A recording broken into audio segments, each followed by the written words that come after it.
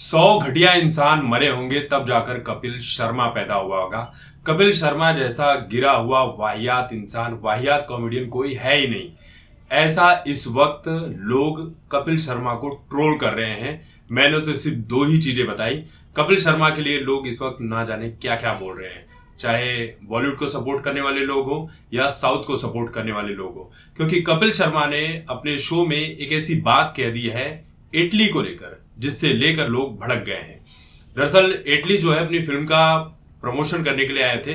वहां पर वरुण धवन और बाकी के भी स्टार्स बैठे हुए थे और वो भी कपिल के जोक पर बड़ी ही, आप कह सकते हैं कि शर्मनाक तरीके से हंस रहे हैं। उन्हें भी शर्म आनी चाहिए कि इस तरह के जोक पर नहीं हंसना चाहिए, ये मजाक वाली चीज नहीं है। तो कपिल शर्मा ने कहा क्या?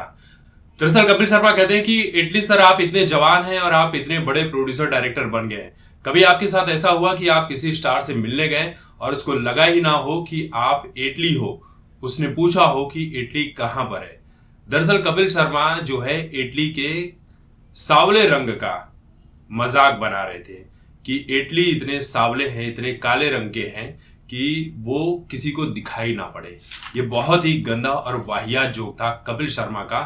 और इटली जो है तुरंत ही इस चीज को समझ गया और उन्होंने सही और सटीक जवाब दिया।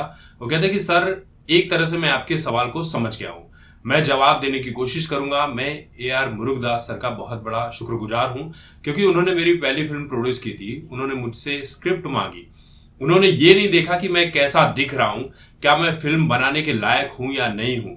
उन्होंने बस मेरी नरेशन को सुनकर उस फिल्म को हाँ कह दिया था। दुनिया को ये देखना चाहिए, ये सीखना चाहिए कि किसी के भी रूप रंगों को देखकर उसे जज नहीं करना चाहिए, बल्कि दिल से उसे एक्सेप्ट करना चाहिए। इटली ने कपिल शर्मा की बोलती बंद कर दी, मुंह पर ही तगड़ा जवाब दे दिया।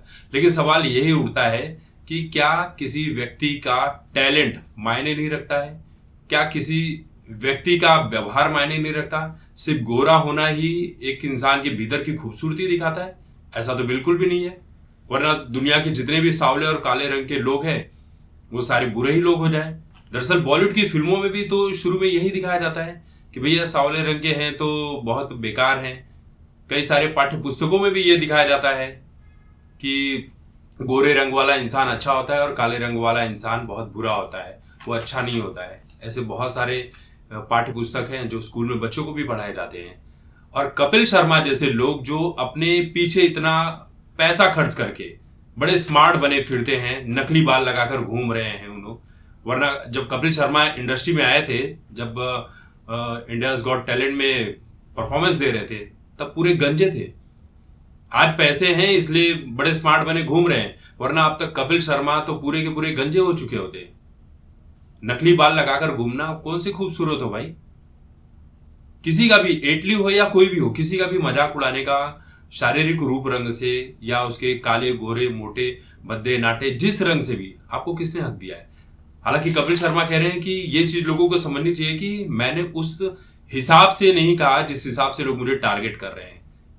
कपिल शर्मा का टारगेट वही था जिस हिसाब से वो पूछ रहे थे और जिस चीज को इटली ने तुरंत पकड़ लिया। बहुत से लोग फिल्म इंडस्ट्री से भी जुड़े लोग हैं साउथ से, वो भी कपिल शर्मा को कह रहे हैं कि कपिल शर्मा को तौर तरीका सीखना चाहिए। और कपिल शर्मा के पास पैसे भले आ गए हों, लेकिन उनके भीतर घमंड दिन ब दिन बढ़ते ही जा रहा है।